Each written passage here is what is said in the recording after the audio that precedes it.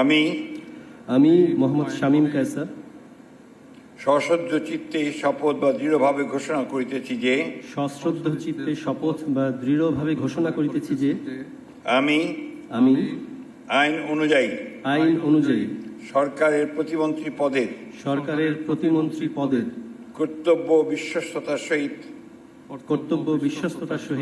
পালন করিব।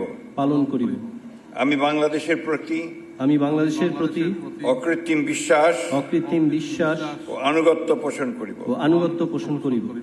আমি সংবিধানের রক্ষণ সমর্থন ও নিরাপত্তা বিধান করিব এবং আমি ভীতি বা অনুগ্রহ অনুরাগ বা বিরাগের বশবর্তী না হইয়া সকলের প্রতি আইন অনুযায়ী যথাবিহিত আচরণ করিব।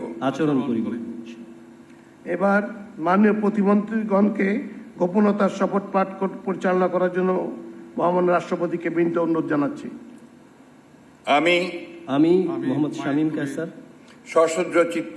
সশ্রদ্ধ চিত্তে শপথ বা দৃঢ়ভাবে ঘোষণা করিতেছি যে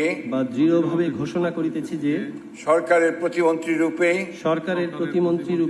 যে সকল বিষয় আমার বিবেচনার জন্য আনিত হইবে বা যে সকল বিষয় আমি অবগত হইব তাহা প্রতিমন্ত্রী রূপে যথাযথভাবে আমার কর্তব্য পালনের প্রয়োজন ব্যতীত প্রত্যক্ষ বা পরোক্ষভাবে কোন ব্যক্তিকে জ্ঞাপন করিব না বা কোন ব্যক্তির নিকট প্রকাশ করিব না।